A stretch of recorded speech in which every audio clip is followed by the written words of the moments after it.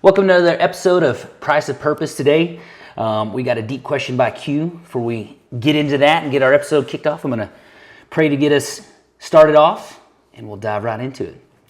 Jesus, thank you for today. Thank you for an opportunity to once again grow closer to you, to remove ourselves, walk in who you've created us to be, and to enjoy the peace, the purpose, the adventure, and the excitement that you have paid so dearly for.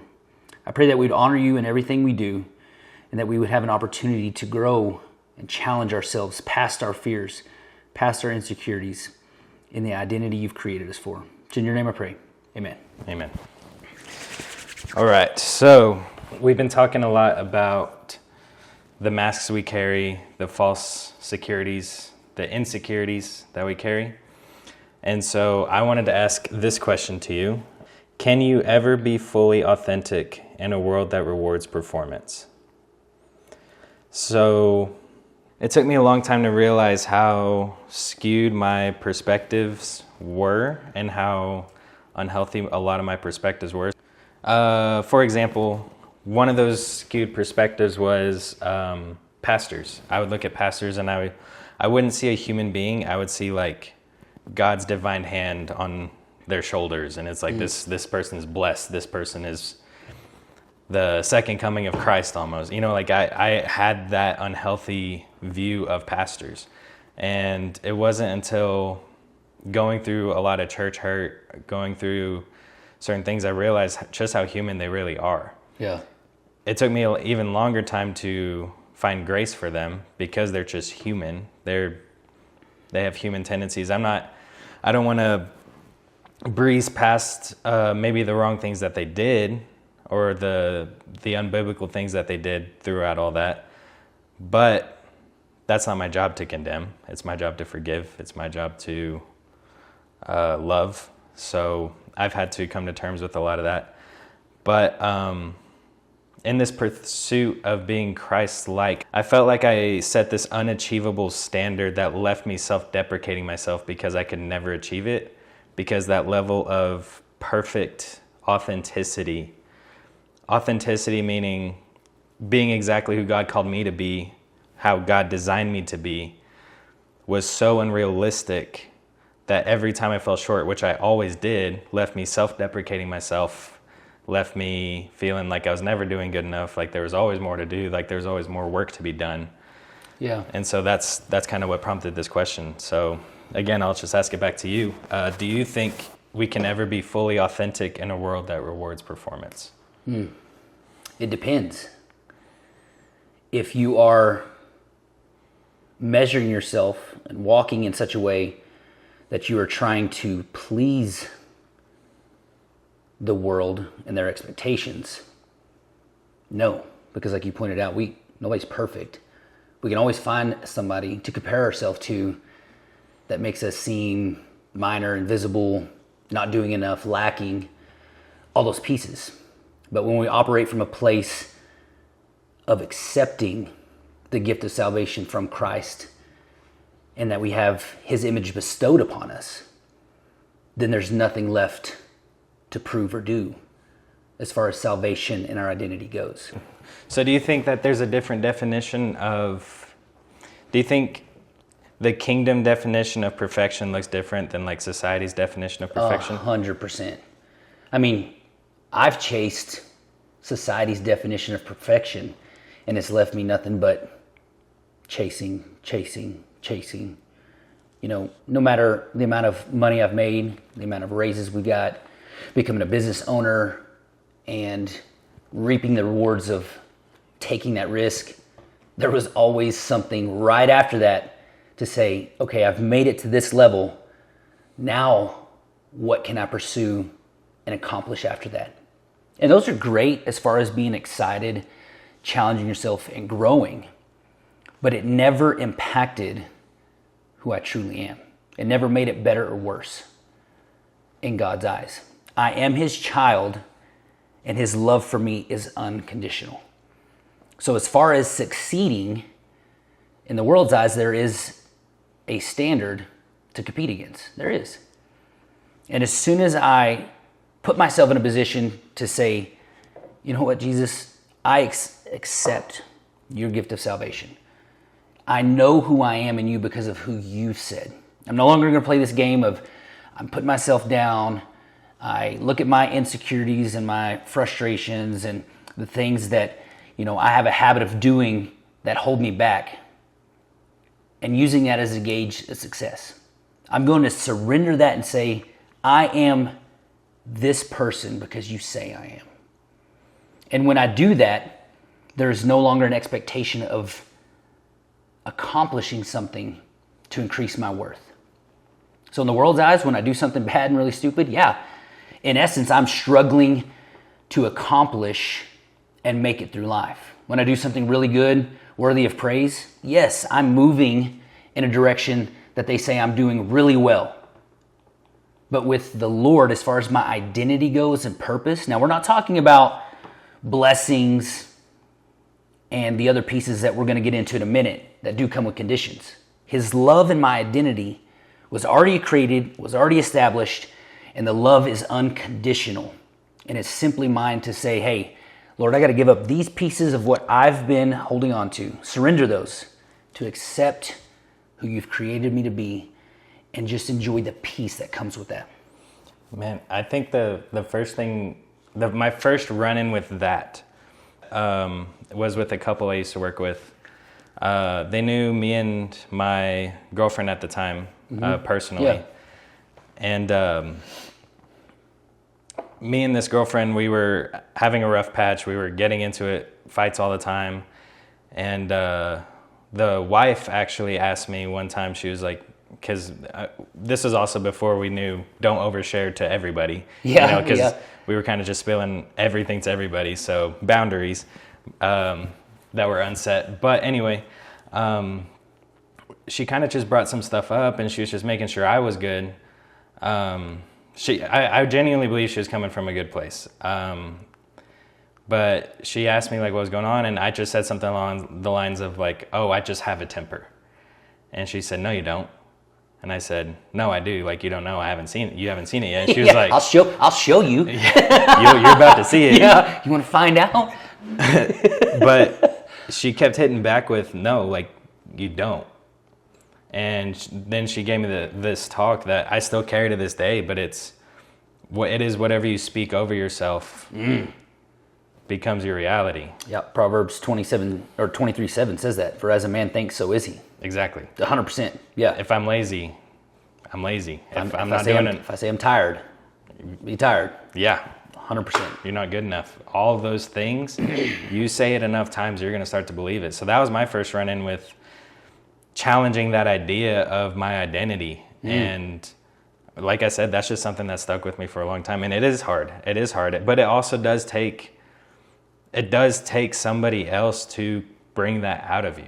Because I think that's why isolation's so scary, because if you don't have those people, if you don't have people in your circle constantly checking you on those things. Yeah, holding you accountable, 100%. You just grow calloused into who you think you should be and how you think you should act. And most of the time it's not as Christ designed it to be. Yeah, if we're not careful. Like you said, as we speak those things over us, we're crafting an identity that now directly competes with who God created us to be. You were arguing with the Creator. He's saying, you are this person who I love and I cherish and I have amazing plans for. Jeremiah 29:11, I have plans to prosper you. I love you. Plans for hope and a future. And as we speak these things, and we're struggling with that, and we believe, based on our circumstances, our feelings, and our emotions, we create an identity for ourselves that directly competes with the Creator of the universe. Yeah. If you think about that, as I just said it out loud, I've done that so many times, as I've come to understand that, I feel silly that I participated in that. I crafted an identity for myself that directly competed against or went against who God created me to be and says I am. That's wild. Yeah. That's prideful, arrogant, ego, dismissive. Yeah, to completely say, hey, I know what it says in the Bible about me, but I just completely dismiss that and say, no, This is who I am based on what's going on in my life. Yeah. Yeah. Well, and then mine turned into, so after like chasing after this unachievable expectation of perfect unity, at least what I thought it was, because I always thought ego was the thing that was like, I'm better than you, I'm better, I know more, whatever it is. I didn't know ego could have a very negative side to it too, where it says, I don't deserve this thing because this is what I'm worthy of, not this, not whatever God's calling me to be. So your ego can also be destructive condescendingly or in a prideful manner. In a prideful manner, deprecatingly. Yeah. No, you're right, because you're saying you're the ultimate authority in that moment, that even if you're saying it in a negative light, you're saying, hey, God, I know more than you about me based on my experience. You made me, but what do you know? Yeah, 100%. And so we do talk about identity, and the question's really good. Can you be your authentic self in a world that rewards performance, right? And the whole point is we're starting at this foundation piece of His love is unconditional. There's nothing that we can do to earn it. We can only accept it, meaning we got to surrender those pieces of what we've either been working towards, the lies we believed, the identities that we've crafted for ourselves that we think are important and that I think are going to get us to the areas in life we want to be at one day, that we dream of, and that we want other people to say about us, right? And that's a lot of the biggest thing that we do is when we work for performance and that reward, we're wanting worship. Yes. That's the whole reason God created us, is for a relationship. We're doing those things to try to impress people, to get them to come around us, to have people to support us and laugh with us and say, hey, good job, see our value. And we are putting ourselves in a position to get followers when all we have to do is surrender all that and follow the one who set it up in the first place. In your life, what does surrender look like? Because that was something I felt dumb for asking. We might have talked about it in the past, but what does surrender look like to you? Like, what does the actual act of surrender look like? You know, I've struggled with that so long, and it was primarily around like sin, how do I lay that down and different things. But for me, the most successful way that I've removed those nagging things in my life, whether it be negative things that I was carrying around about my own identity or struggling with sinful areas of my life, it came down to my thought patterns. Like we just talked about, and reading Proverbs 23:7, for as a man thinks, so is he. The more I focused on the sin and struggling with it, the more I focused on I'm, a dirty person, or, I'm just not making it, I'm struggling, I'm not going to be very good at that. The more I thought about those things, I just accepted them. Yeah. And so as we've been meeting and talking about and challenging, you talked about holding each other accountable as iron sharpens iron, so one man sharpens another. The more we have thought about God's definition of us, it has removed the opportunity and the ability to think about the negative things we have built up. Mm-hmm. And so it gives us a chance to create habits and walk in those. Yeah. So surrender for me has literally been the habit of what I choose to put my focus on. Yeah. And because of that action, it's kind of like how, I may be saying this wrong, or kind of how it goes. It's hard to think about something else when you're writing a thought down. Yes. You know what I mean? So as you're writing something, you're focused on that. So if we train our minds to think on one thing, we can't give time and effort to this other. And it's vice versa true for the other direction. When I was so focused on putting myself down and believing in an identity that I constructed that included all these negative things, and the fear of missing out on all these exciting opportunities leading me to sin, my flesh and my desires were saying like, well, if I give that up though, I can't do it. And as I thought about that, I just thought about opportunities I was missing for excitement and pleasure and people to hang out with and enjoyable moments to get away from the rat race and the stresses and all that stuff. That was my focus. But as I began to focus on character, integrity. Hey, no, this is who God says I am. So regardless of what I struggle with day to day, I know my circumstances are going to be hard. There's going to be times I'm just straight up angry, frustrated, difficult. I am going to maybe lose my temper. I'm going to have to apologize to my kids, my wife, all that stuff. Those actions don't define me. That's where we struggle a lot as humans. We think our actions define us. The action was sinful, yes. But we can focus on walking in who God created us to be. And the more we do that, the less our actions reflect the sinful nature. That's so hard, dude. Dude, it's effort. Well, it hits me so hard because that's just where I walked out of. Yeah. In the past 6 months has been this whole journey of literally just taking that leap and just saying, God, I'm just going to pretend that I'm going to walk into the situation and nobody's upset with me. Because I had created this like false, up until 6 months ago, I thought like 99% of people I came in contact with just tolerated me. Like that's how. And you believed it, right? I believed it to my core. Yeah. And I thought it was like, I thought you met with me because like we're family and like, you know, like I had this like nasty just view about even us meeting. Like I thought, I don't know where it came from, but literally everybody, like I thought the clients I had just hired me because I was nice or something. I don't know. Like out of charity. Yeah. Yeah. They're like, this guy looks homeless. He needs help. We need to assist him. But man, like walking into those, like specifically like client meetings where I thought I had done something drastically wrong, not that I ever did. Like I've never done anything drastically wrong. Like I might have missed a post a day or I might have missed something here and there. But I would let these little mistakes just completely drown me. And like this feeling of, oh, I made one mistake, I can never redeem myself.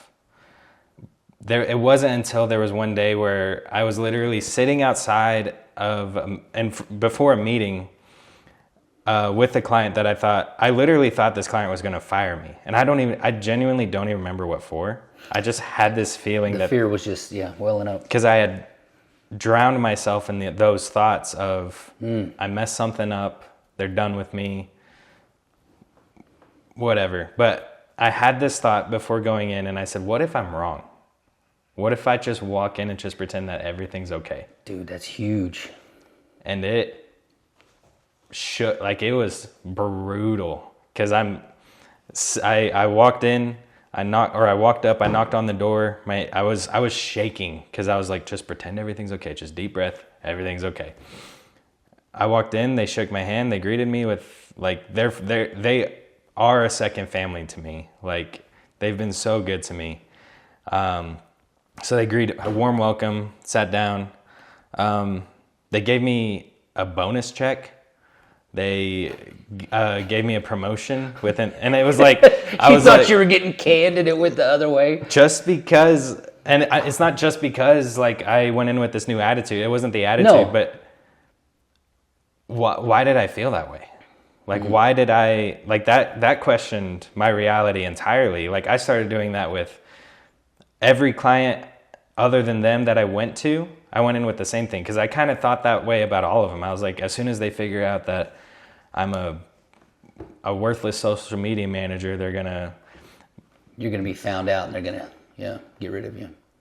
But after that, so fast forward 2 months, everything's taken off, man. Like it has been so busy. Now that I have stepped into an authority position rather than a fearful position in this matter, everything is taking off, man. I can't even keep up right now because it's going so good. That's huge, yeah. And it all started with taking that leap of what if I'm wrong? Which is changing your thoughts. Yes. Because you went from initially a one thought process of a certain fear. And that fear grew into multiple different things associated with it. And you entered one new thought that completely contradicted it. And you got the experience to be able to walk in the joy, the peace, the comfort, the excitement, and the adventure because you changed a thought. That is huge. You cannot tell me it's coincidental that I started dating my wife 2 weeks after making that first jump. Dude. You cannot tell me that's coincidental. I mean, hey, like, you've I'm seen not the Lord move in a crazy way. Yeah, 100%. Yeah, no, I'm not guaranteeing everyone's going to get a ring by doing this within 2 weeks. That's not. No, right? But you're saying, hey, make that jump so that you are ready for the person God's calling you to be with. And thankfully, you were in that spot that you made that jump to be in a spot that you can serve her even better from a place, from a place of being in a healthy relationship with the Lord. Yes. You're right. It's huge. Make the choice as early as you can so that when it does happen, you are in a great place to serve the person God's calling alongside of you on this amazing adventure. Yeah. It's so good. Yeah, it's huge. Yeah, because you've been talking about that for a while, man. You've been, of course, interested in marriage, finding the right person. We've been talking about those things. How do you look for someone? What are the characteristics you look? Because the more you were growing in wanting to honor the Lord and not honor the things you had believed was true about the world and even yourself, you were now saying like, okay, so what is important to Him? I don't want to just go off the thoughts I have and what I had originally believed, because just like you walked in that meeting, you had a thought, you believed it to be true about yourself, and so then it impacted your identity. When we believe things, it becomes rooted in us. It's one thing to have a crazy fear and be like, I don't know, and still be like skeptical about it. But when we let it become a belief, like, no, I feel that way about myself too, then we walk and operate from that place. Yes. And that's the scary part. That's what we are talking about today, in understanding the foundation of, hey, be careful of the system you decide to operate in. From a kingdom mindset, God's already said you're loved, you're cherished, you're saved. When God looks at you, the Father looks at you, He sees through Jesus because you've accepted that payment from on the cross. And it's like, man, as soon as I know that, I know I'm struggling. I'm going through the process of being sanctified. So I'm not perfect now, never going to be. But the more I honor Him and dive into the definition of who He says I am, my actions will reflect that. And the more my actions reflect that, the closer I'm getting to that sanctification process being complete. And then ultimately, we'll be complete when we get to go to heaven one day. We get to go home. But if we jump into the system of the world where you're only rewarded for performance, you will never be enough. You make $1 million a year, guess what? Somebody makes 10.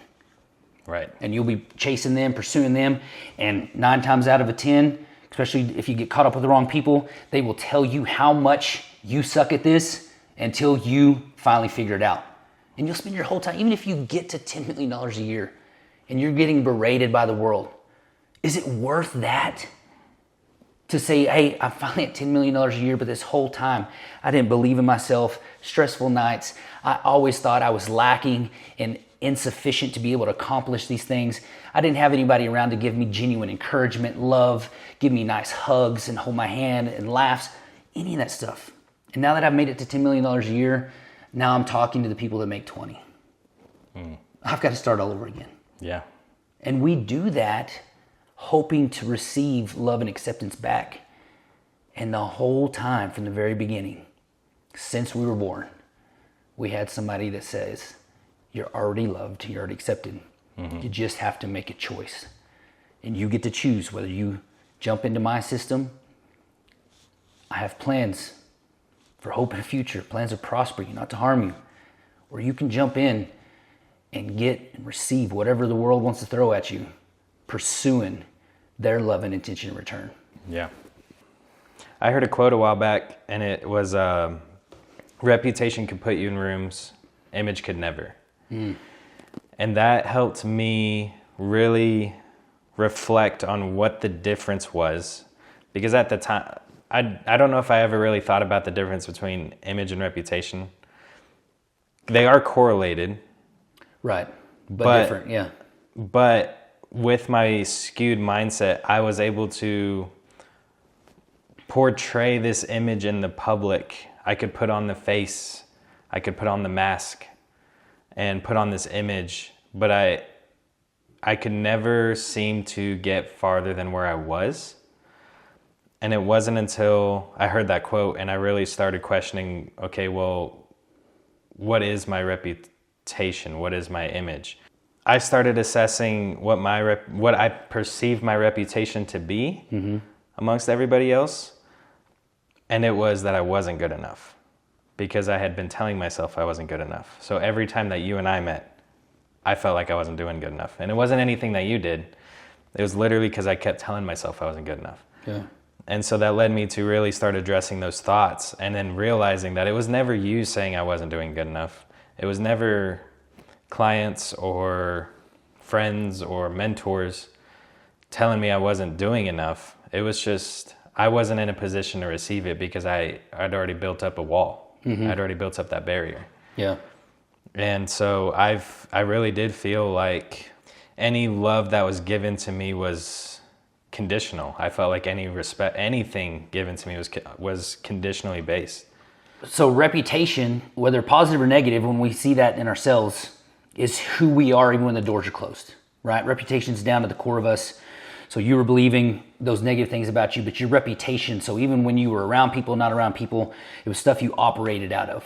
Right. And that's our goal, is to get into the identity of who God calls us to be, walk in purpose, and that is who we are regardless of circumstances. Image is what is flexible, and I know I've done this many times, whether I'm around business owners, I put on the front and the face and the lingo of being a business owner. When I'm around somebody else, of doing certain things, I morph to that person, or I change a little to fit into this crowd, or do that. Image is flexible, and it's usually what we're trying to do to appease people, fit in, stand out, and get that recognition. When I was comparing myself to worldly things or to monetary things, that was tarnishing my inner perception of what my reputation was, because I was comparing myself to things that didn't even really matter. 100%. Yeah, things of no value. And then you were focused more on your image because it was surrounded by things that ultimately don't hold value long term. And what I mean by long term is on an eternity basis. You can make $1 quadrillion while you're here. And as soon as you die, you're giving all of that away. Trying to preserve your image over your reputation. Over your reputation. And like you said, it does bleed now into your reputation, and then sets the definition in your mind and your heart of who you are, which then leads you to a place to where not even you by yourself in a room gets a chance to feel peace, because you don't even love yourself. Yep. Based on our thoughts, based on our circumstances, and based on the approval of people. But when you change that thought pattern and you surrender, saying, hey, I'm going to give up the expectations and the praise and trying to receive that from people, and I'm only going to listen to you, Lord. And he gives you all that truth, and you take the time and you put in the effort. This is going to lead into the difference between his unconditional love and the conditional pieces we have to go through to receive the blessings and the purpose he's created us for. When you sit down and you go through the word and you start seeing, reading, and hearing who he says you are, you have no choice but to start feeling that way, because just like we talked about, we can't have two thoughts at one time. We have to choose where we put our attention to, and as soon as we do that, your reputation starts reflecting that. That way, if you're in a business deal, or you're trying to start a business from the ground up, you're going to say, no matter who's watching, no matter what's going on, and no matter how much money's on the table, because of who I am, I'm going to make decisions based on character and integrity. If I believe the negative things and I'm worried about people perceiving me as successful with a reputation that goes unchecked and is based on fear, I will make compromised decisions, especially when money's on the table, fame, success. I will be willing to cut corners or throw somebody under the bus, do whatever it is. I will make any decision I feel necessary to create an image that will be received by the people around me that gets me praise. And that's the difference. And so when we talk about our identity in God and his love for us, it's unconditional. But we were talking just a minute ago about how after that piece, he does require things of us to now grow that relationship. He did all of this to have a loving, connected relationship where we choose him over everything else we get to choose in this world that's against him. And so I've heard an amazing quote, and it's absolutely true. So once we have the identity established, his love is unconditional. We can't earn it. We can't gain it. But now how do we operate from a place that now honors him and creates a reputation that consistently reflects the new beliefs we have about who we are based on his definition of us. So the thought goes like this, and the quote goes like this. I prayed to God to give me strength, and he gave me opportunities and difficulties to become stronger. I prayed to God for patience. He gave me trials and opportunities to be overwhelmed so that I could practice my patience. I prayed to God for safety. He gave me opportunities to focus on him and his word for me to realize that no matter if I'm here another 80 years or gone tomorrow, he has my back here on earth, and as soon as I get to go home, I'm forever protected for eternity. Mm-hmm. It's all about our perspective, but he is calling us to action and pursue him with who he created us to be and what he's given us as gifts and talents. So yeah, his love's unconditional, but you look at Paul in the Bible. He was Saul. He was condemning Christians. Jesus met him on the road to Damascus, blinded him, lost his sight, and had a conversation. He saw his commitment because Saul believed he was genuinely serving God. Like he thought he was right, had the truth, and he was killing and murdering Christians because he thought it went directly against the God of the Bible. Jesus met Saul on the way to Damascus, blinded him, lost his sight, had a conversation with him. Saul had a choice. He could say, no, I don't want to commit to that. We know now through the New Testament, since he goes on to write 13 books in the New Testament, Saul is changed to Paul, that he had to make a choice to now walking that. He would not have been a part of the New Testament. He wouldn't have been an apostle that we know him as. We would not have gotten the wisdom and the adventure that he wrote about in those 13 books if he had not made that choice. God loved him even when he was murdering Christians. So the love is unconditional. But to be a part of the kingdom mission that he went on, he had to make a change and make a choice. So does that mean that God also rewards performance? It's not even that it's not about rewarding. It's about whether it aligns with his mission. Like I think when we talk about that, we are always looking for a reward and excitement, and we want our emotions to be tingled, and we want it to be satisfactory. You know, if you look at all of the disciples minus one, Jesus called them and asked them to follow him, and he knew they would all die but one. But he still asked them to come. He's saying that if you follow me, you will get to see things that you wouldn't without me, to experience purpose, to experience excitement and truth and all those things, but you will also endure hardship and struggle. Your faith will be tested, and ultimately you'll be martyred because of me. They didn't know that. He didn't reveal that up front, but he knew. I'm speculating. Maybe he didn't know, but he is Jesus. I think he knew, because he even knew why he was there. He asked God, hey, let this cup pass from me. And God didn't let that cup pass from him either. It's not about he was rewarding Jesus for being obedient. He had a mission and a part for us to play. It's about faith and commitment. Same thing with, my wife, for example, your wife. Somebody came down trying to harm our spouses, and we jumped in and put our body on the line. It's not about being rewarded. I'm not looking to get a pat on the back after protecting my family. That's not it. It's about love and commitment. I would do it regardless of whether anybody else knew I did or not. So when you ask that question, it's a good question, but we think in those terms of saying, hey, am I going to be rewarded? Am I going to get a special prize? I mean, the disciples asked it, Jesus, who's going to get to sit at your right hand, when we're in heaven?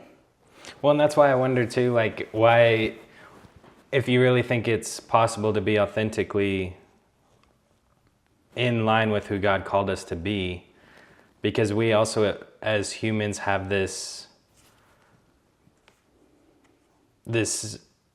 innate desire to, it's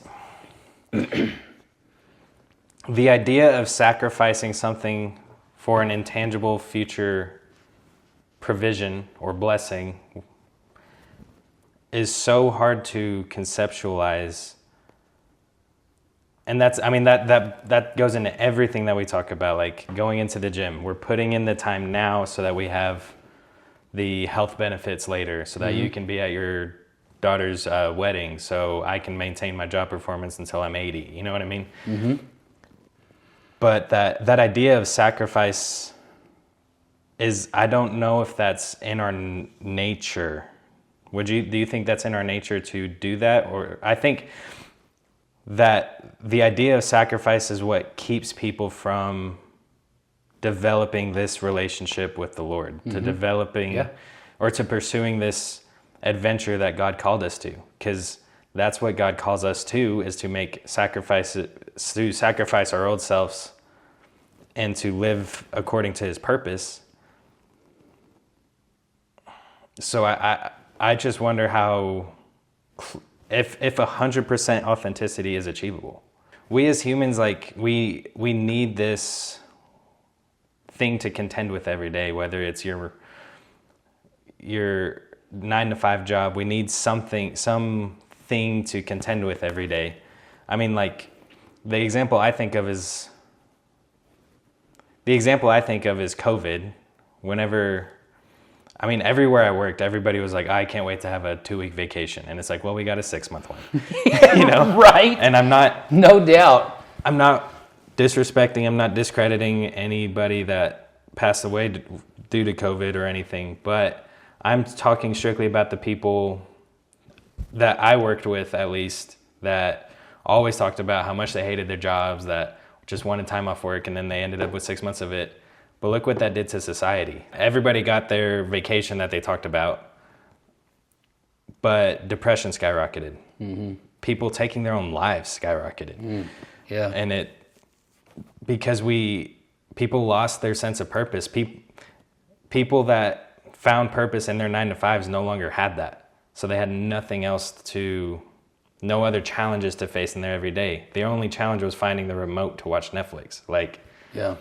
There's no purpose in that. Yeah. And so that's why I say, like, I don't know because I have this idea that I want to be 100% authentic. I just don't know how much human limitation is going to prevent that from happening. 100%. Yeah. Now, I see where you're coming from now, as far as being perfect in that authenticity. And I mean, could I be walking a month in genuine peace and purpose and actually living by the definitions of who God says I am, and then let fear come in and distract me from that truth and jump out of authenticity? 100%. I mean, as far as perfection goes, I don't know that is achievable, because it's one thing to be stressed about your job, but let's say you're living in that and you are passionately pursuing this one opportunity you have in life, and you lose a loved one, spouse, kid, family. Dude, that's not like, your boss got upset at you at work, or you lost a client and customer like you were sharing earlier. That, that's one fear. But to deal with that monumental of a loss, it is going to be an entirely new struggle, especially if it's your first time walking through that. So yes, there is that situation to where you can be pushed off your journey in authenticity. And that's why we read about in the Bible about the armor of God. He doesn't paint a picture of, like, man, you're on a bicycle with a woven basket up front and flowers, and say, hey, jump on my bicycle and come along with this nice, smooth journey. It talks about, even though I walk through the valley of the shadow of death. Later in the New Testament, it's talking about put on your armor of God, the helmet, the breastplate, the belt, the shoes, the shield, the sword. That is not a picture of ease and comfort. It is saying that, hey, train now, put in the work up front, discipline your thoughts now, so that when pain and struggle and death and disease come bite you, hit you so hard, that you can take that type of punch and stay grounded. That's good. You know what I mean? Yeah. It's one thing to face the trivial trials of day to day and say, you know what? No, I choose, God, to honor you. Hey, they got they got my McDonald's order wrong, but Lord, I choose to love you and give, forgiveness Brother, and patience. Hey, and I'm making light of this, No. but how many times have I gotten frustrated in a food line and be like, they got my order wrong. I called Brahms this morning because they got my order wrong, dude. And I got a free biscuit waiting for it tomorrow. How spot on is I bring that up right now. And that's what's okay. This is perfect. That's the perfect example. How many times have I lost my cool over issues that small? Because I've done the same thing. I'm not pointing this at you. I've done the same thing. But then I'm supposed to expect myself when life gets really hard to say, hey, you know what, Lord, it is absolutely, it's not just raining. There is 3 tornadoes around me. There's a tsunami coming. I see it coming.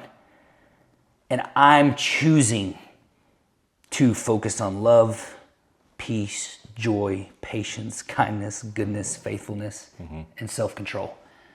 I just want to note. You're going to defend yourself? Okay, let's hear it. I handled it very gracefully. Okay, all right, good. I said the chef seems to have forgotten to put a piece of sausage on my biscuit. The chef.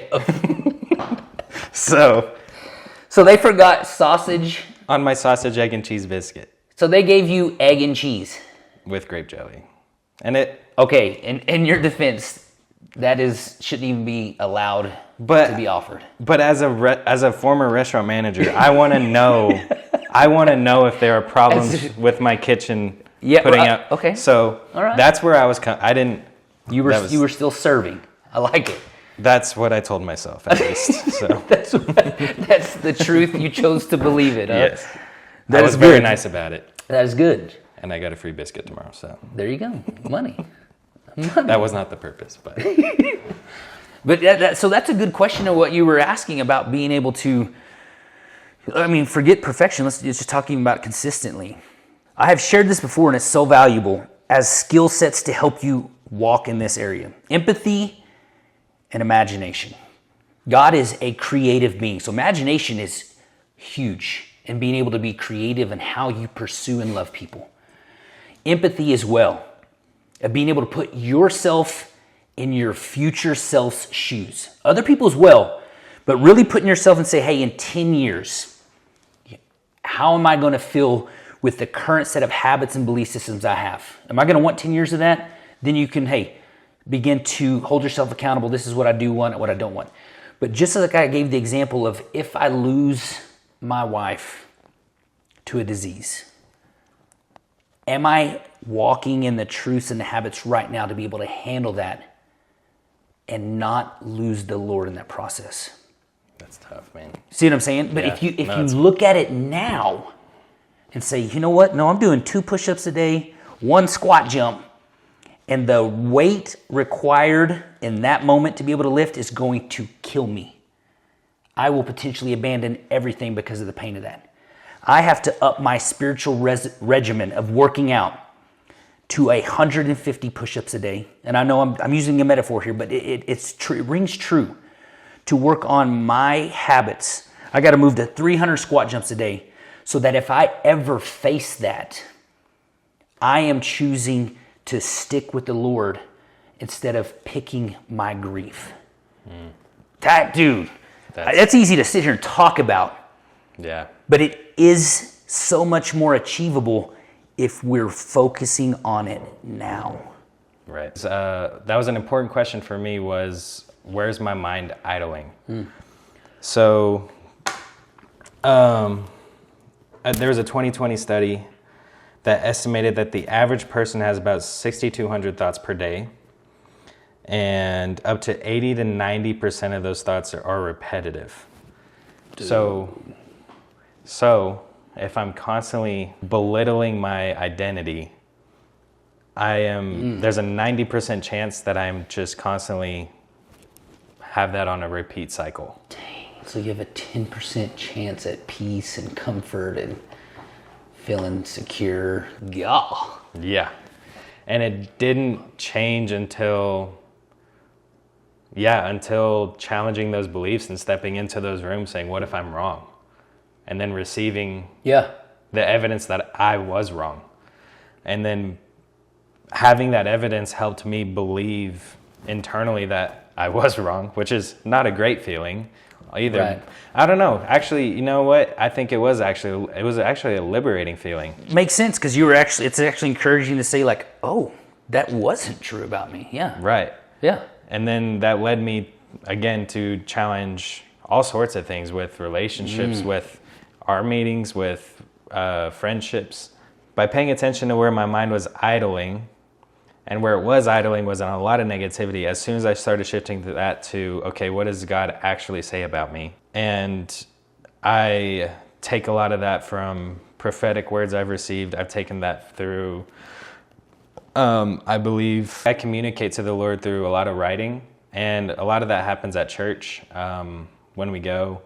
I usually have my own encounters, and sometimes it'll be prompted by like what the message is about. But what it usually starts off with is like I'll write a question, and then I just start writing. Like my mind goes blank, I just start writing, and then a lot of the times it's not until I read back what I wrote that I actually see what I'm writing, and it's cool for me. I think it's really interesting, but I look for patterns. I look for things that resonate within me. But I will say a lot of the things that, whether it's things people say or things I've written, a lot of that has come from that reputation that we've been talking about, not the image I've been putting off. I went on this retreat, and one of the practices was ask 5 of the people closest to you to list 5 positive things they see in you. And seeing how repetitive most of those words were so reassuring to me, because that told me that was my genuine reputation to everybody else. That's what everybody else was seeing in me that I could not see within myself. Yeah. And so I'm not saying that I directly said, oh, this is what God said about me. I challenged those, but it did give me a good baseline. Thank you 100%. For at least navigating that. Yeah, because you sent that to me. I sent you some stuff back. Fire. And that's to wrap it up, it leads us into one of the biggest pieces that we're trying to communicate, and it's exactly what you're talking about, is challenging our beliefs. And if you challenge your beliefs with genuine interest and being unbiased and finding the truth, it's a safe thing to do. Seek and you will find. Yep. If you challenge your beliefs biased based on your feelings, emotions, and all that stuff, it can be a scary thing, because once again, you could just create a new version of the messed up identity you've already created, right? We have to be careful of what we create. We want to see the truth, find the truth, okay, and walk in it. And if it's actually true, no matter how tough of a question you ask it, no matter what circumstance you put it in, it will stay steady and it will ring true. So we do need to challenge our belief system, and that's what we walk through. We finally question, and that's a scary thing about believing something. When you believe it, you typically don't question it, you just operate from it. Yes. So you have to be careful what you allow yourself to believe, because then you become committed to it. And then you usually form a habit, and then you just let it go unchecked. Challenging your belief system is crucial, because then you begin to root out the things that don't line up with what is actually true. We both shared multiple examples of what we believed about ourselves that were 100% inaccurate. And I'm ashamed to admit, no, I'm not going to say that. 100% inaccurate. Yeah, that we're 100% inaccurate. And I'm frustrated to admit, I walked in those with full commitment because I just allowed them to become beliefs in my life. Well, and that's hard to accept, that when Jesus looks at that, he's not even worried about it. He's like, you're good, dude. Just keep going. Yeah. And the part of the process is wrestling with it. As long as we are seeking and asking, I mean, that is part of the excitement, the journey to becoming who we are. And we forget that. The process is part of the beauty. The bumps, the valleys, the mountains. Everybody wants the view from the top, but they don't want to take the effort and the path it takes to get there. You can't have it that way. You have to make the climb. You have to take the risk. You have to expose yourself and be vulnerable. to find out who you truly are. That's so good. Well, shoot. Dude, what a fun episode. What a challenging and exciting thing to walk through for me. I feel like it was the same for you. Hope it was for everybody else, but just for us to be able to sit here and bounce ideas off each other like we normally do, it was just a great opportunity for us to have a refreshing chat about where we're going, why we're even going there, and who we are individually, and who we are to even each other in this relationship we've had so far. So thank you guys for joining us in another episode of Price of Purpose. We'll see you next time. It's a wrap. Boom! Boom, dog!